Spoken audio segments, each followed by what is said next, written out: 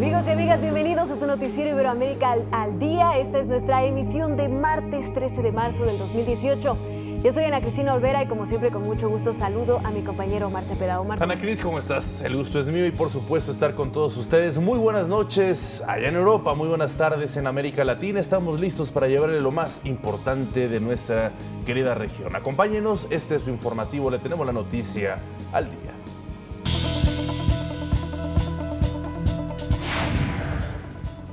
El secretario general de las Naciones Unidas, Antonio Guterres, hace un llamado para empoderar a las mujeres. La Unión Europea propone incluir cláusulas de perspectiva de género en los acuerdos comerciales con países iberoamericanos. El presidente de Venezuela, Nicolás Maduro, destaca la fortaleza del sistema democrático de su país. Se cumple un lustro de la llegada de Francisco al trono de San Pedro. Y en los deportes, tenistas iberoamericanos avanzan a octavos de final en Indian Wells. En la sede de las Naciones Unidas, allá en la ciudad de Nueva York, Estados Unidos, se está realizando el 62º periodo de sesiones de la Comisión de la Condición Jurídica y Social de la Mujer. Desde ahí, el secretario general de la ONU, Antonio Guterres, habló de la importancia del empoderamiento de las mujeres para lograr las metas de desarrollo sostenible y con la Agenda 2030 del organismo.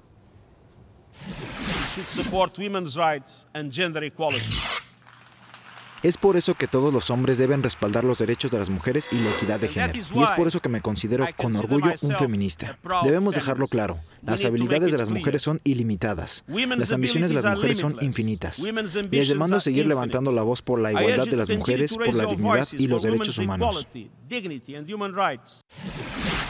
En el evento también participó Rebecca Greenspan, secretaria general iberoamericana, quien pidió que se realicen mayores esfuerzos para hacer que cada niña y mujer cuenten.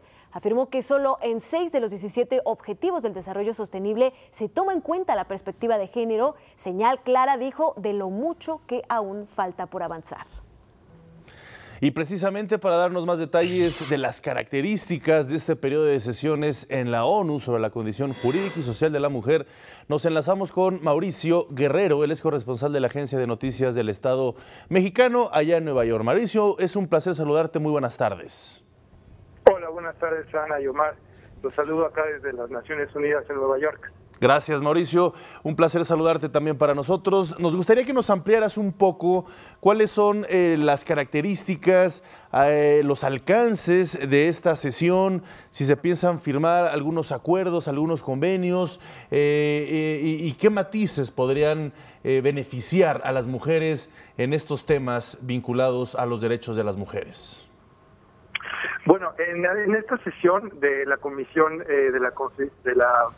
de la Condición Jurídica y Social de las Mujeres está dedicada específicamente a las mujeres y las niñas en el ámbito rural, que son probablemente, de acuerdo con las propias cifras de la ONU, la población femenina que está más rezagada en el mundo, en especial cuando se trata de las mujeres indígenas y en especial cuando se trata de mujeres indígenas con discapacidades. Entonces, esta reunión va a estar dedicada a esta población en específico y bueno, vale la pena rescatar algunos de los datos que la ONU ha resaltado respecto a este tema. Las mujeres en el ámbito rural tienen una brecha salarial mucho más amplia que las mujeres en general. La brecha salarial entre mujeres y hombres en el mundo en promedio es alrededor de poco más de 20%. En el caso de las mujeres que trabajan en el campo es de alrededor de 40%. Asimismo, pese a que las mujeres se dedican más tiempo a las labores en el campo, son dueñas de la tierra en menos del 20% que los hombres, y además las mujeres, pese a que están ahí atendiendo a los niños y cultivando las tierras, también sufren más hambre que los hombres. Entonces, la ONU decidió este año dedicar esta sesión que realiza cada año precisamente a este tema, porque bueno, es donde ocurre el rezago más importante.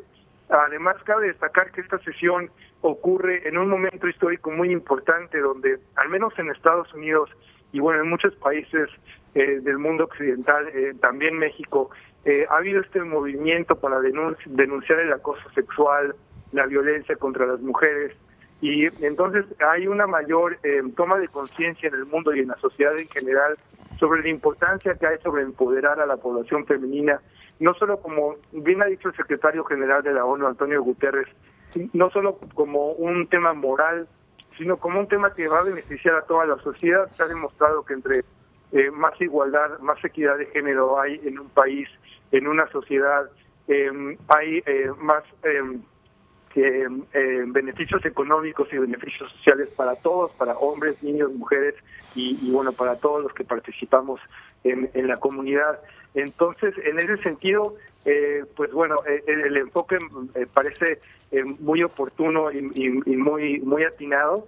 Y bueno, más allá de compromisos específicos sobre países, lo que se hace es proponer políticas que pudieran beneficiar a las mujeres en cada país, en cada comunidad, y en ese sentido, más que un pronunciamiento general o un compromiso a nivel internacional, hay la participación de alrededor de 8,000 representantes de más de 100,000 organismos, más de 100 organismos de la sociedad civil de todo el mundo. Entonces, esas 8,000 representantes van a exponer los problemas que tienen en específico en sus comunidades y van a compartir experiencias para ver cómo las pueden aplicar, ya sea en compañía de sus gobiernos o en compañía de grupos civiles y también en compañía de la ONU también para cambiar las situaciones en el terreno en sus países. Mauricio, preguntarte, bueno, te saludo con mucho gusto, primero que nada, y preguntarte si tienes el dato de cuántos países iberoamericanos participan y si ha habido algunas participaciones destacadas por parte de ellos. Bueno, participan en general todos los países que son miembros de la ONU y pese a que esta no es una reunión donde se haga énfasis en la participación de los estados, sino más bien de representantes de la organización, de organismos de la sociedad civil. También hay discursos que ofrece los representantes de los estados y de las dependencias dedicadas específicamente a promover la igualdad de género. En el caso de México va a estar participando, puede ser que mañana miércoles o el jueves, de acuerdo como se vayan presentando los tiempos en la sesión en la Asamblea General de la ONU. Lorena Cruz Sánchez, que es la presidenta del Instituto Nacional de las Mujeres, y también bueno van a estar sus pares de otros países de Iberoamérica y de Latinoamérica. Y además de eso va a haber representantes de la sociedad civil, como ya había mencionado, entre las que destacan, permíteme un segundo, varios representantes de Guatemala, de El Salvador, de Honduras, y en específico está Otilia Lux Sánchez, por ejemplo, que es de Guatemala, que ha sido ministra de ese país y bueno, que tiene una amplia experiencia también como presidenta del Foro de Cuestiones Indígenas de la ONU. Entonces, en ese sentido, bueno, va a aportar las mujeres de Latinoamérica, no solo van a aportar su perspectiva femenina, sino en muchos casos también la perspectiva indígena y de una región donde que sufre probablemente el mayor número de feminicidios y el mayor número de ataques contra defensoras de derechos indígenas y de derechos humanos. Entonces, bueno, yo creo que va a ser muy rica la aportación, o puede ser muy rica la aportación de las mujeres latinoamericanas y iberoamericanas en este foro. Pues te agradecemos muchísimo, Mauricio Guerrero, el haber estado con nosotros, explicarnos esta reunión, esta sesión importante allá en la ONU en Nueva York, y por supuesto que le sigamos dando seguimiento a este tema tan importante dentro del empoderamiento de las mujeres en el mundo. Muchísimas gracias, un fuerte abrazo. Gracias a ustedes, hasta luego. Hasta luego. Muchas gracias. Y en temas vinculados con los derechos de las mujeres, la Unión Europea acordó que en los tratados comerciales que se busca firmar con países iberoamericanos como lo son México, Chile y las naciones del Mercosur se incorporen cláusulas de perspectiva de género. Esto para evitar que el bloque continental se asocie con países que no respetan la dignidad de las mujeres. También se analizará el impacto que tendrán los acuerdos para el género femenino, su empoderamiento y la equidad de género. Y de cara a los próximos comicios presidenciales que se realizarán en Venezuela, el presidente Nicolás Maduro destacó la fortaleza del sistema electoral de su país. Venezuela, bueno, está en el siglo XXI de los sistemas electorales y garantías. Un sistema electoral con garantía, seguridad, tecnológico, de alto nivel tecnológico, como el venezolano, donde uno va, el captahuellas, no se puede votar doble, donde el voto secreto se garantiza, el secreto en el voto se garantiza, donde la gente va y vota en la máquina, con seguridad. Hoy inició el proceso de registro de candidaturas de aspirantes a diputados de los consejos legislativos estatales de Venezuela, que también serán elegidos en las urnas el próximo 20 de mayo. De acuerdo con lo establecido en el cronograma electoral, la primera fase del proceso es la inscripción en línea de los aspirantes a candidatos, plazo que se extenderá hasta el miércoles 16 de marzo. Y el gobierno de Brasil aprobó un crédito extraordinario por $60 millones. Este es para atender la oleada migratoria en su frontera norte. Y es que durante los primeros 45 días de este año llegaron al país cerca de 18,000 venezolanos, específicamente al estado de Roraima. El gobierno brasileño también pondrá en marcha en abril un programa para repartir a los migrantes a otras entidades con mayores posibilidades de empleo y servicios sociales. Y en El Salvador de Bahía, en Brasil, bajo el lema Resistir es crear, resistir es transformar, inició el 13º Foro Social Mundial con una marcha desde la Plaza Campo Grande hasta la Castro Alves. En ella participaron cerca de 20,000 personas, quienes también participarán en el encuentro que se extenderá hasta el próximo 17 de marzo. En el marco del foro estarán presentes los expresidentes de Brasil, Luis Ignacio Lula da Silva y Dilma Rousseff; de Argentina, Cristina Fernández; de Uruguay, José Mujica; y de Paraguay, Fernando Lugo. Y durante el Foro México-OCDE 2018, José Ángel Gurría, el secretario general de esta organización, la Organización para la Cooperación y el Desarrollo Económicos, habló sobre la importancia de que se dé continuidad al proceso reformista que inició este país durante la administración del actual presidente Enrique Peña Nieto. Reiteró el apoyo del organismo para el gobierno mexicano en la búsqueda de realizar más cambios en beneficio de la sociedad. Por ello es tan importante que la próxima administración siga adelante con el esfuerzo reformista que México lanzó con tanto éxito. Pero es igualmente importante no perder de vista, no perder la brújula, no perder la realidad y ciertamente no perder la continuidad. Es necesario sintonizar y enriquecer las reformas con las experiencias de otros países donde las cosas ya están funcionando mejor. Y la Organización para la Cooperación y el Desarrollo Económico, la OCDE, dio a conocer su previsión económica para este 2018. Se espera que la economía global registre un crecimiento de 3.9%. Y tanto en 2018 como en 2019, se registrará crecimientos muy parecidos, lo que representa el incremento más significativo en 7 años. En sus estimaciones, la OCDE prevé que el Producto Interno Bruto de México crezca este año 2.5% y en 2019 2.8%, mientras que para Brasil se contempla un incremento de 2.2 y 2.4% respectivamente. India, China, Turquía e Indonesia serán las naciones con mayor índice de crecimiento.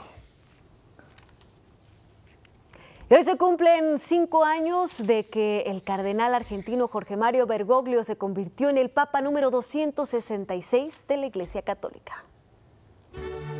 El 13 de marzo de 2013, el mundo entero se sorprendió al conocer al nuevo líder de la Iglesia Católica. Por primera vez en la historia, el sucesor de San Pedro era de origen latinoamericano. Anuncio vobis. Les doy un anuncio de gran alegría. Tenemos Papa. Eminentissimum, acreverendissimum. El eminentísimo y reverendísimo señor don Jorge Mario, cardenal de la Santa Iglesia Romana Bergoglio, quien se ha impuesto el nombre de Francisco. Desde el primer día de su pontificado, el Papa Francisco impulsó una renovación de la Iglesia y optó por no vivir en el Palacio Apostólico, sino en otra residencia del Vaticano mucho más humilde. Entre las acciones que han caracterizado su pontificado destacan sus iniciativas de reformar la curia romana para transparentar las finanzas en la Santa Sede, la simplificación de la burocracia y la protección de menores inmigrantes. Además, creó una comisión internacional para evitar el abuso sexual infantil y en diversas homilías ha manifestado tolerancia cero a estos actos. Hacerme cargo y a pedir perdón del daño que han hecho por los abusos sexuales de los niños. No vamos a dar un paso atrás en lo que se refiere al tratamiento de estos problemas y a las sanciones que se deben poner. Al contrario, creo que debemos ser muy fuertes. Con los chicos no se juega. El Santo Padre también se ha referido a temas ambientales, ya que en una de sus encíclicas abordó el cuidado de la naturaleza y los ecosistemas. En estos 5 años, Jorge Mario Bergoglio ha viajado a casi todos los continentes, yendo incluso a países donde el catolicismo no es mayoría, como Estados Unidos, Egipto, Turquía y Sri Lanka. En 5 ocasiones ha visitado América Latina. Sin lugar a dudas, el Papa Francisco marcó un punto y aparte en el liderazgo de la Iglesia Católica al caracterizarse por su sencillez y humildad, así como por su inclinación por los pobres y su compromiso de diálogo con personas de diferentes orígenes y credos. Para Iberoamérica al Día, Guillermo de Gante. 5 años del Papa Francisco. Para ahondar más sobre este tema, sobre esta importante trayectoria, nos enlazamos con Andrés Beltramo, él es corresponsal de Notimex allá en el Vaticano. Andrés, es un placer saludarte nuevamente. Un saludo desde la Ciudad del Vaticano. Tú eres un experto en lo que ha venido aconteciendo en el Vaticano, toda la trayectoria de los distintos papas. Desde tu perspectiva, ¿cómo se ha gestado este pontificado del Papa argentino? El Papa Francisco llegó como un outsider, lo que se llama, digamos, alguien que tiene de fuera de las previsiones. Todos recordamos que en los días previos de la elección, en el año 2013, no se hablaba muy claramente de su persona. Incluso era un personaje poco conocido, tanto que cuando fue elegido sorprendió, no solamente por el hecho de ser argentino, sino por la forma en que él se expresó y se manifestó en esa relación con la gente a la cual le pidió en la misma plaza de San Pedro su bendición. Fue algo que llamó la atención desde el primer momento y que marcó una relación muy profunda entre la gente y el Papa. Y seguramente a lo largo de estos años el mismo Papa ha ido profundizando esa relación de cercanía a la gente, sobre todo a los más vulnerables, a los más necesitados, que es una de las características de su pontificado. Desde tu perspectiva, Andrés, bueno, te saludo con mucho gusto primero. ¿Crees que América Latina ha estado más presente en este pontificado, en el papado de Francisco? Por supuesto, obviamente por el origen del mismo Papa. Sí, es verdad que ciertamente siendo argentino él tiene una mirada latinoamericana y se vio en el viaje a México hace 2 años, su conocimiento desde la realidad y de la cultura, además de su habla en español, que es una característica un sello de este pontificado. Pero es importante tomar en cuenta que el Papa no ha querido hacer de su extracción, de su origen, digamos, una imposición para el resto de la Iglesia. Él ha querido ser el Papa de toda la Iglesia universal y ciertamente ha expresado en su ser y en su cercanía, en su digamos, en su forma de contacto con los pobres, los necesitados y los más excluidos, digamos, una característica propiamente latinoamericana, pero él no ha querido hacer pesar, digamos, como una especie de división o de imposición, sino más bien en una manifestación de una cultura muy cercana al ser cristiano a nivel internacional, como una cuestión positiva, ¿no? Es el latinoamericanismo que es propio de su ser, pero que está de alguna manera puesto a beneficio de la Iglesia universal. Claro. Te agradecemos mucho estas palabras, Andrés Beltramo, corresponsal de Notimex allá en el Vaticano, y poder ahondar un poquito más de lo que es este pontificado importante, trascendental, sobre todo para los países latinoamericanos. Muchas gracias, un fuerte abrazo, muy buenas noches. Gracias, un saludo muy grande desde Roma. Hasta luego. El músico uruguayo y embajador iberoamericano de la cultura Jorge Drexler y el escritor cubano Alexis Díaz Pimienta se unieron a la campaña Diferentemente Iguales de Cooperación Iberoamericana. A través de Facebook Live hicieron una invitación para que las personas escriban estrofas de 10 versos octosílabos utilizando justamente esta frase de la iniciativa, Diferentemente Iguales. Lo que se me ocurrió es hacer una campaña de verso, de utilizar Diferentemente Iguales como un hashtag y como un verso y escribir décimas en su formato. O sea, lo que ustedes les vamos a pedir que hagan Los puede colgar en este mismo chat en el que estamos ahora trabajando, en cualquiera de las redes sociales, estamos en Facebook, en Instagram y en Twitter, en cualquiera de ellas lo pueden colgar. Lo único que tienen que hacer es usar el formato del hashtag. Y en medio de protestas, el presidente de los Estados Unidos, Donald Trump, visitó la frontera entre México y los Estados Unidos, principalmente en el estado de California, donde supervisó los prototipos del muro para la barrera física que plantea construir en la frontera con México. Desde San Diego habló sobre la relación que mantiene con ese país y su presidente Enrique Peña Nieto. Ambos países reconocemos la necesidad de detener el flujo de armas ilegales, drogas, personas y efectivo en la frontera. Tengo una gran relación con el presidente de México, un tipo maravilloso, Enrique. Es un gran negociador, ama a los mexicanos y está trabajando duro. Veremos qué pasa. Tienen una elección por venir. Hay muy buenas personas en la contienda y otras que tal vez no sean tan buenas. En cualquier caso, lo manejaremos. Y en esa sección de este martes le presentamos una cápsula que nos envía la Organización de las Naciones Unidas sobre cómo la tecnología y la ciencia ayudan en el continente africano a criar ganado más saludable y de mejor calidad.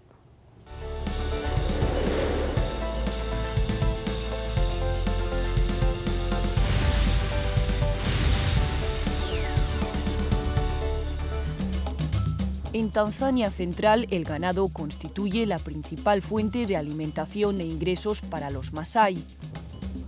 Pero no hay toros que desbaraten la paz. La comunidad no los necesita. Porque tienen esto, semen congelado. En el pueblo de Alailetla, Maruka lleva a cabo las inseminaciones. Natumia njia hiyo ya uzalishaji kwa chupa kwa sababu ni nzuri na dume kununua madume na kugawa kwa kila mtu labda apate dume ni gharama kuliko kununua mbegu na kusafirisha kuleta hapa ni rahisi zaidi. Pia njia ya uhamilishaji ni nzuri kwa sababu ng'ombe jike anaepukana na magonjwa yanayopatikana kwa dume. Maruka es uno de los 50 inseminadores capacitados por los proyectos operados por el Organismo Internacional de Energía Atómica, el OIEA. Participantes de todo el continente africano acuden al Centro Nacional de Tanzania de Inseminación Artificial en Arusha. Aquí se mantienen a 29 toros sementales de varias razas. El semen es recogido y preparado para su distribución, con controles para evaluar su calidad. Luego se diluye y se mete en tubos. Las muestras son congeladas y conservadas en nitrógeno líquido. Esto hace que transportarlas sea más fácil y permite almacenarlas durante años sin tener que utilizar electricidad. En este centro se producen hasta 150.000 tubos cada año. Los inseminadores los utilizan según los necesitan en comunidades de toda Tanzania. Una técnica nuclear conocida como radioinmunoanálisis o RIA consiste en una especie de prueba de embarazo llevada a cabo apenas 3 semanas después de la inseminación artificial. Una prueba de RIA puede ser aplicada a muestras de hasta 80 vacas.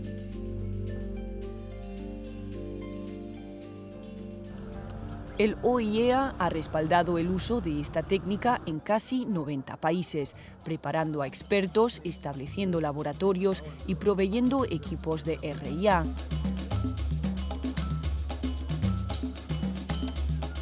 Ahora los ganaderos pueden criar vacas que consiguen precios más altos en el mercado y al mismo tiempo producen una carne de mejor calidad.